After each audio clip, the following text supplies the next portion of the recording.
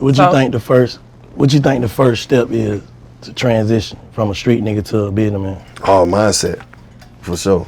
And it's crazy because I was just talking about, you know, how we knew each other. Yeah. And to see where you at now, it's like I could tell your mindset shifted somewhere. Facts. And I think it's like, you know, music was my talent, but business was my passion. Like I always wanted to do business. I always wanted to be in a situation where I could run a company, and I knew I just couldn't come from the streets straight to business. So that, you know, the music was kind of like the bridge, I would say, because I wasn't like, I ain't get up and be like, yo, I'm gonna be a rapper. That wasn't like my thing. You know what I'm saying? It's just like, shit, if this shit gonna give me some money, I ain't gonna go to jail, I'm gonna do it. You know what I'm saying? So that was my mindset. But as I saw it get me closer to business, that's when I was just like, damn, like this shit is real. Like now I can actually go sit in the room and have a conversation with somebody because I just turned a snowman into a brand.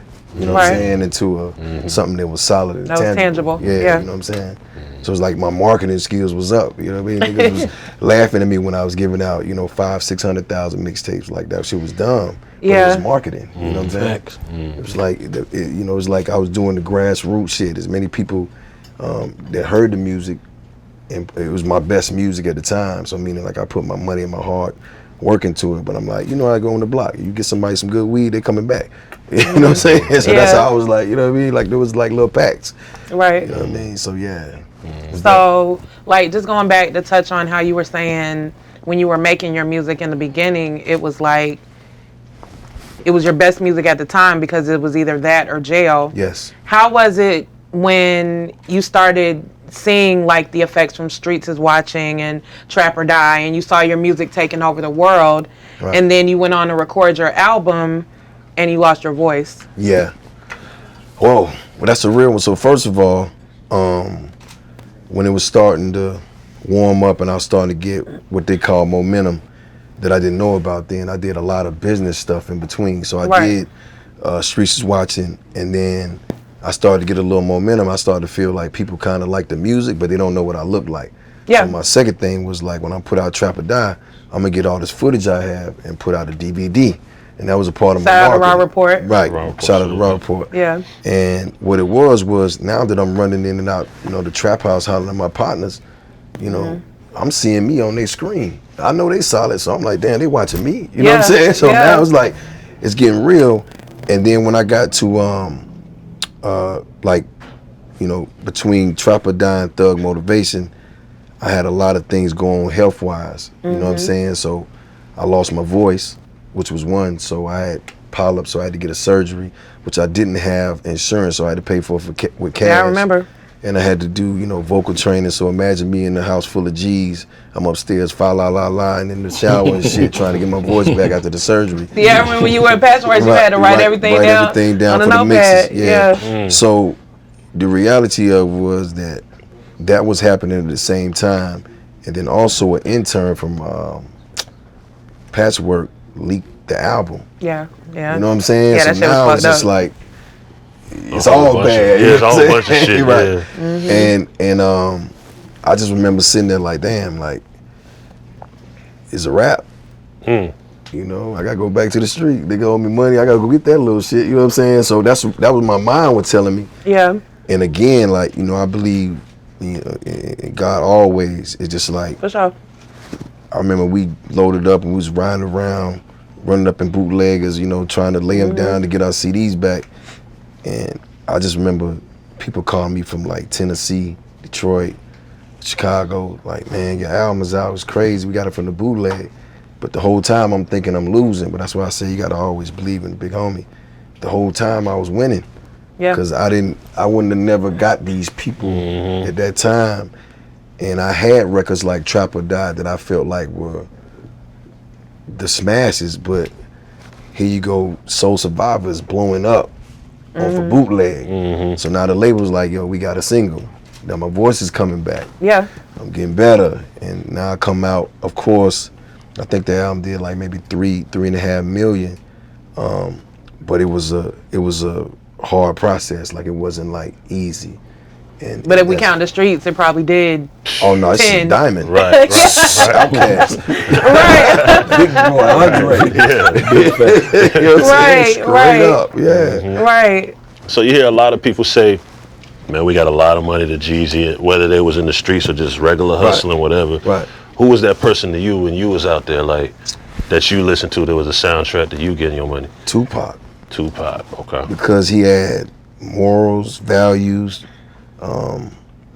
integrity from what I seen, and he stood for something. Right. So all the people that I was around, they didn't really stand for anything. You know what I'm saying? They just was working their jobs or, you know, had their vices, but there wasn't no like principles. So everything I really learned about hustling, about, you know, holding my own, how to handle certain situations was what I was listening to from Tupac. You know what I'm saying? Or UGK. You know what I'm saying? Or Master P and Cash Money. Right. Long live Pimp C. That's where I was getting my info from, but then I come back to the homies like I'm just a genius. I'm like, Yeah. I figured it out. like, nigga, I figured it out, yo. we out here. I got it. Right. and that was how I really had a love for music, because I was learning through it. So I just figured if I ever got a shot, you know what I'm saying? I want to, you know, get niggas a game as much as I could. Right, right. We at the Trap Museum, right? Right. Where you feel like if you could write the trap music story, like how would you write it? Like how it started and elevated, how would you write that? As far as the era when it took off. And where would your place be in that story? Yeah, exactly. I feel like, if I'm honest, I feel like Pac kind of touched on hustling from a poetic place. I feel like UGK was talking that shit. You know what I'm saying? Like they made you like, I ain't know nothing about Dom Perignon. It's supposed to bubble. And their dope were hoes. Right. Nah, niggas don't had a pocket full of No, I mean, yeah, they had a song too, yeah. And then definitely like Master P. For sure. When he came, and then like Cash Money was just like talking about the Rolexes and Lexus, and I ain't started hustling until I had 2 Rolexes and 2 Lexuses. Yeah, that was like my thing, you know what I'm saying? But I think if I had to write a story, the first time I heard trap music, like the actual words, was Tip. Yeah, for sure. You know what I'm saying? For sure. And I was on the block when Tip was doing like I'm Serious and all Yeah, that stuff. yeah. You know what I'm saying? So for me, I'm not a carpenter, I'm not a I'm not a mechanic or none of those things, but I do understand the streets in a way that I can articulate, you know, what I'm seeing or what I'm going through. So I kind of felt like for me, like people, in a non-incriminating way. So I thought. Yeah. So I thought. But, Yeah. But what it was I kind of felt like they weren't talking for us, because it was just like on the surface. Like you didn't hear about how it made you feel. Like, you know, if you read something and make you feel like you like, damn, like, yeah, I feel that. I wanted that. And I was like, the only way I'm gonna get that if I do it. And I wasn't trying to rap in the beginning, so that's what was kind of weird, because I was trying to put, you know, other people on that was in the hood. Yeah, people from down there, yeah. Yeah, and the Mac, and it just didn't work out that way. And I was kind of stuck and didn't have an outlet, so I kind of had to do it myself, so to speak. But you know, it took a while to get it to a point where it didn't sound like corny. You know what I'm saying? And once I figured it out, I'm like, damn, and it was just like, I'm gonna talk about what I'm going through, but at the same time, it was a little weird because, like you said, it was almost incriminating myself and the people around me. So, you know, it was a little pushback there. And then also, it was like, shit, I'm gonna either do this or that. So I'd rather talk about this shit. But then when you look at this generation now, you like, damn, they talking about what they doing. They talking about what they doing. For real, like, you know what I'm saying? So it's like you can't really look at them and be like, they know that shit sell.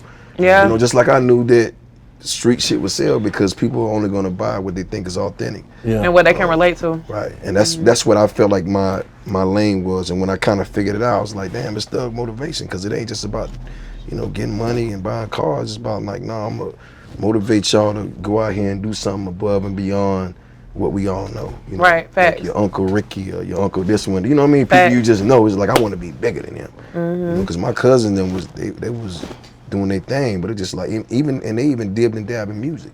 Yeah. But I was want to do it such a different way and got it done. So I even look at them and be like, they kind of gave me like a little bit of the playbook. Like kind of set your tone to want to be able to take off. Right. Yeah. And I just took it over. Do survivor's remorse ever kick in on you sometimes? Oh my God, bro. Biggest shit ever. I can say I dealt with survivor's remorse until the recession.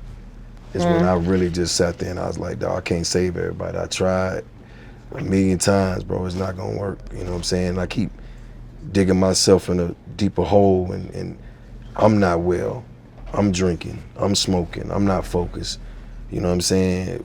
And it just got to a point where I just kicked everything. You know, for that time when I wrote The Recession, it was like the first time I really sat back, started reading books, started figuring out my health, because it was just like I was drinking champagne, eating Waffle House every night. You know what I'm saying? So I was just like, you know, and I just started to slowly figure that out, and I started reading a little bit about politics, and that's how I wrote that record.